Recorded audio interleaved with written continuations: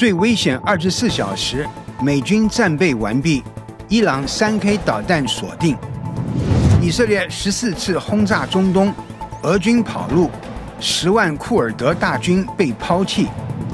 乌跨境突袭俄本土，俄军阵地被炸毁。中共高层大清洗，习近平拿下军头，加速对台军事行动。大家好，欢迎收看新冷战情室，我是雨桐，请大家先为我们的节目点赞留言，谢谢大家。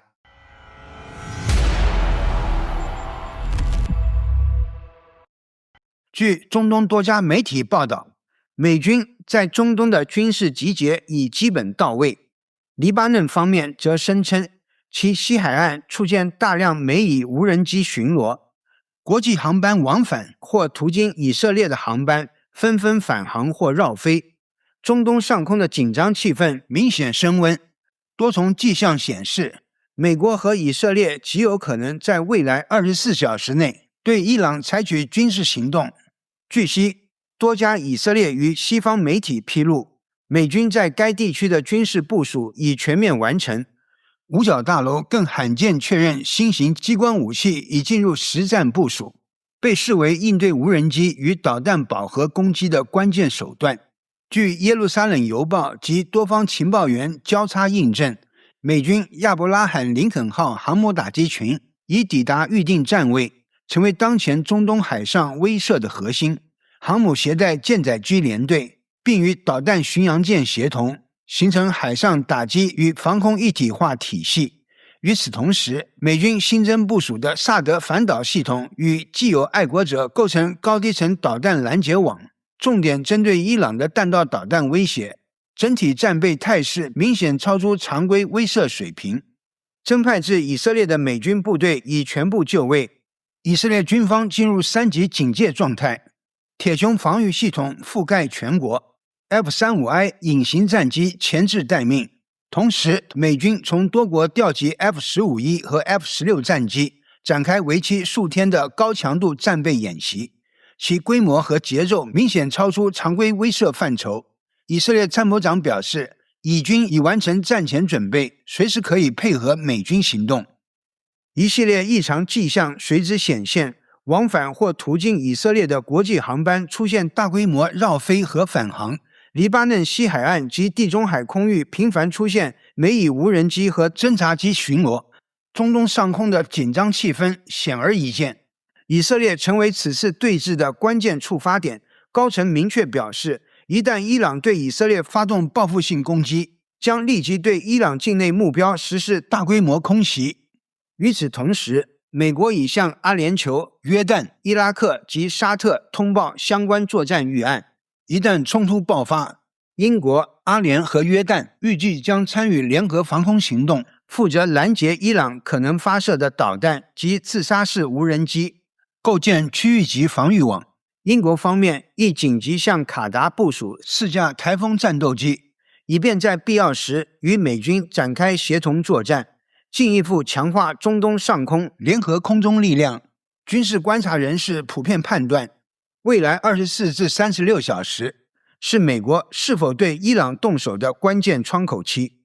伊朗方面也传出重磅动向，在军方发出空袭预警后，最高领袖哈梅内伊已被紧急转移至德黑兰高度防护的地下设施，其日常政务则由三子马苏德接管，形成实质上的暂时权力切换。这一举动被外界普遍解读为德黑兰已做好应对外部军事打击的最坏准备。另外，伊朗革命卫队宣布进入手扣扳机的全面作战状态，深达数百米的地下导弹设施内3000枚导弹处于随时发射状态，其中包括被伊朗重点宣传的法塔赫高超音速导弹，而且已经锁定美军在中东地区的多处军事基地，并进入最高戒备状态。这种先发警告式表态意在抬高美军行动成本，但目前来看并未对华盛顿形成实质性阻吓。美军仍在持续向中东征兵，短短48小时内超过45次 C-17 战略运输机往返中东战区，运送人员与关键装备，显示出明显的作战前节奏。与此同时，伊朗伊斯兰革命卫队海军近日高调宣布，已全面加强波斯湾沿线军事部署，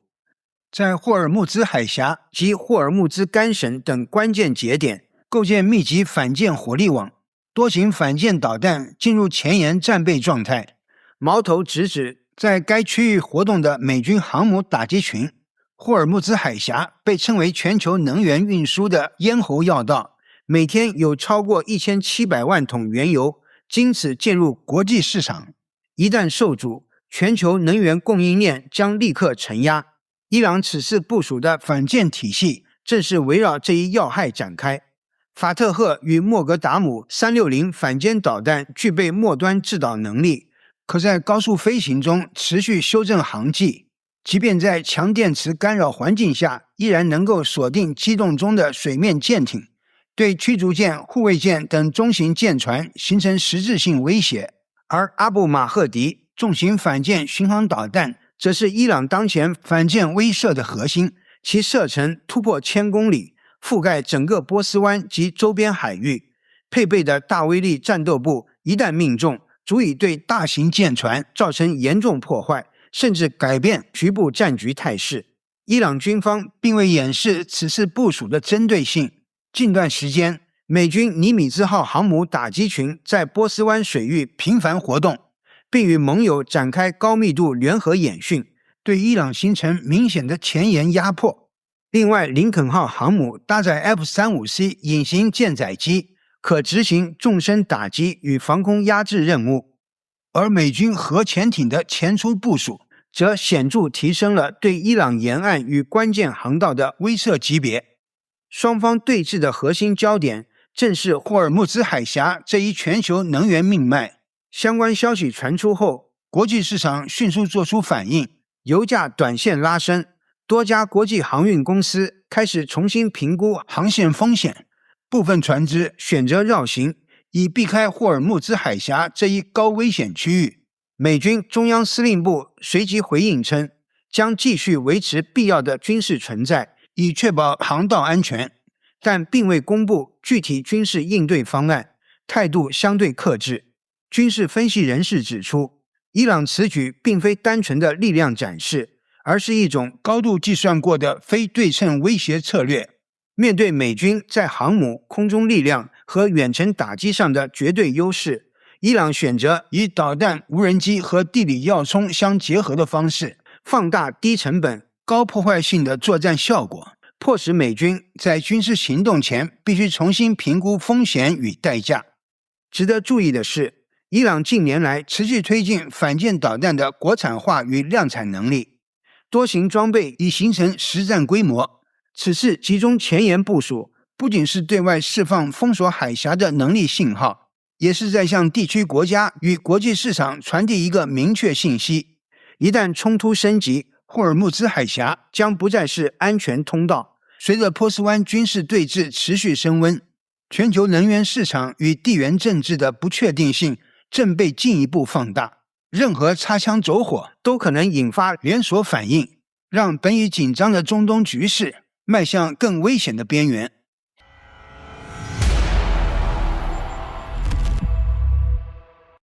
在这场美伊对峙之外，以色列已率先点燃战火。作为美国在中东最坚定的盟友，以军已对伊朗扶持的黎巴嫩真主党发动大规模空袭，在数小时内实施14次重点打击，主要集中于麦敦、贾布尔等地区，目标直指真主党的火箭弹发射阵地与军事设施。这被视为以色列在大战前的先行清场，意在削弱伊朗在北线的代理人力量。一旦美伊正式开战，以色列极可能借势扩大行动，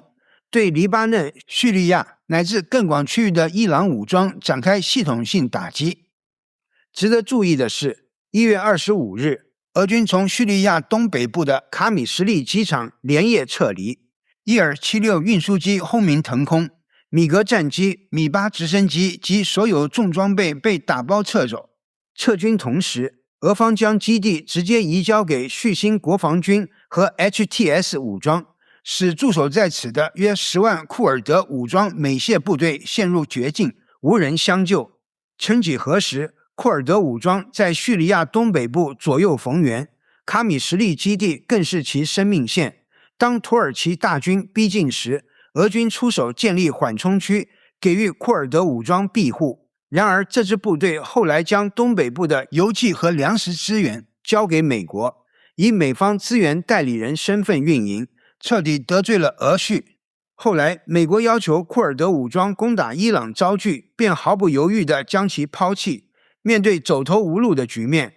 库尔德武装试图求助俄军，但普京早已看透其反复无常。俄军撤离时，仅带走数百名亲俄分子，其余约10万人被留在包围圈内。目前，卡米什利和科巴尼已成为孤城，外围油田、补给线被叙新国防军、HTS 武装及土耳其支持的民兵切断，饮水、电力供应随时可能中断，弹药几近耗尽，而土耳其空军持续轰炸。库尔德战士绝望呼救，仅获得不到100名伊拉克库尔德武装的零星支援，根本无法扭转局势。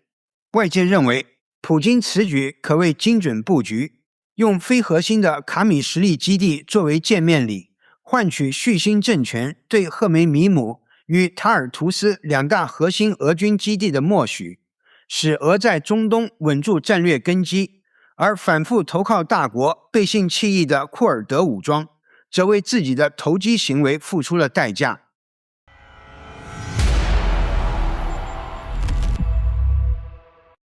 日前，乌克兰部队已对俄罗斯本土发动跨境突袭，目标直指库尔斯克地区，并成功打击俄军指挥设施。据前线军事记者透露，当地时间1月25日，乌克兰钢铁边防旅展开突击行动，向俄边境要塞库尔斯克发起进攻。行动初期，乌军出动多架无人机，对俄军驻地实施密集打击，投掷多枚 FPV 炸弹。俄军集结点随即被击中，一辆正在行驶的装甲运兵车被摧毁。现场画面显示，多名俄军士兵在爆炸中仓皇撤离。随后，该区域接连出现强烈爆炸和耀眼火光，至少5-6次连续爆炸被记录在案。俄军一处临时指挥所遭到重创。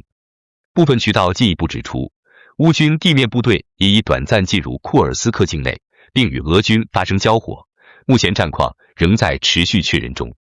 莫斯科方面否认俄本土被突破，但自2026年开年以来，外界已至少3次传出乌军跨境行动的相关消息。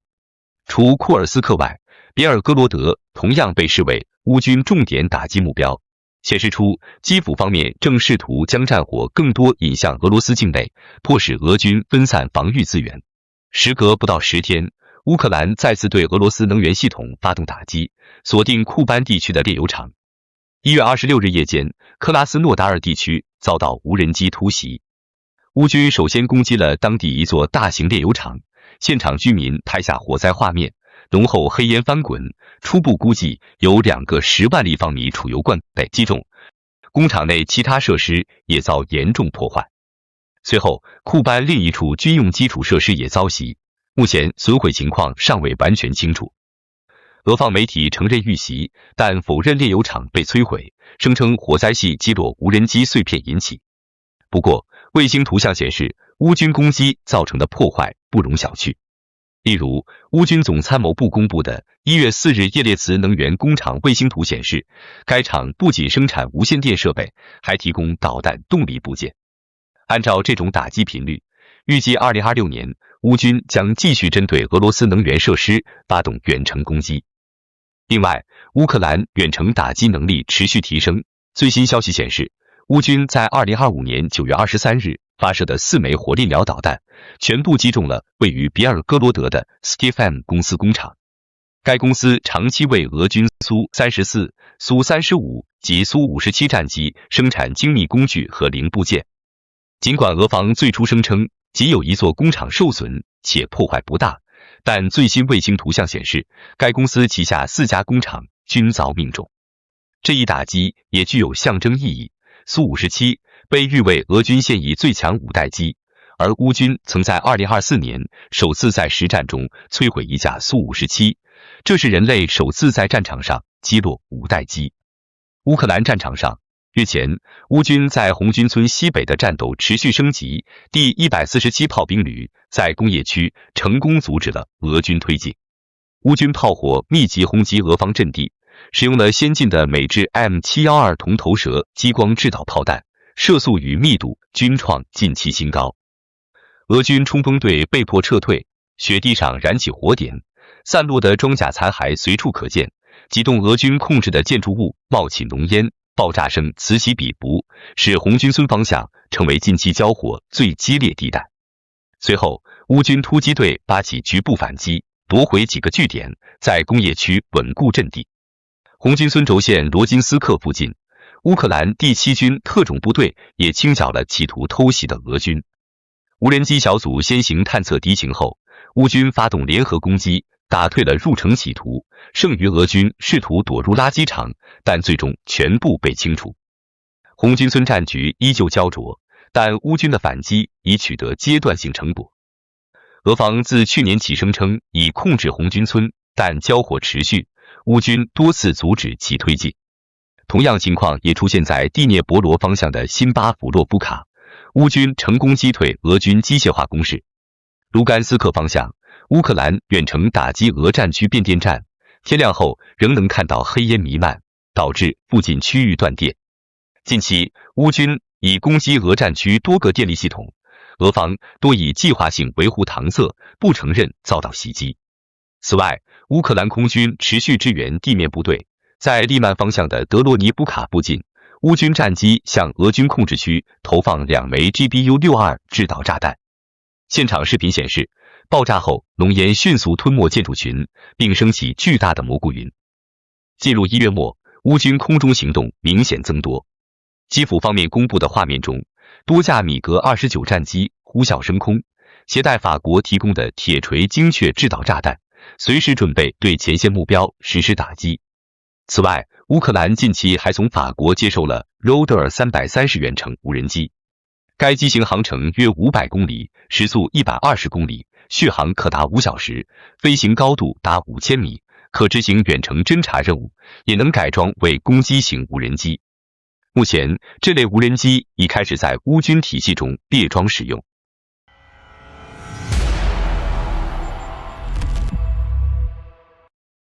2026年1月24日，中共中央政治局委员、中央军委副主席张又侠以及中央军委委员、中央军委联合参谋部参谋长刘振立被宣布正接受调查。这一行动被广泛认为是习近平对张又侠反袭的报复，也引发外界对其对台军事行动节奏的关注。张又侠现年75岁，是中央军委副主席，是中国军中仅次于习近平的第2号人物，同时担任中共中央政治局委员。他的父亲张宗逊与习近平之父习仲勋均为建国初期的高级将领。张又侠本人曾参加1979年中越自卫反击战及1984年中越边境冲突，拥有丰富的实战经验。他与习近平长达数十年的私人关系，使其在军中快速晋升，成为习近平掌控军队的重要支柱。刘振立则是解放军联合参谋部参谋长，解放军作战体系的核心执行者，其落马标志着军方高层出现重大震荡和权力真空。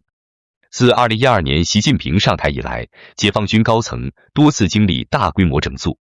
去年，原中央军委副主席何卫东被免职，多名军委委员被撤换，使中央军委7人领导班子几乎被掏空，仅剩习近平和副主席张生民在位。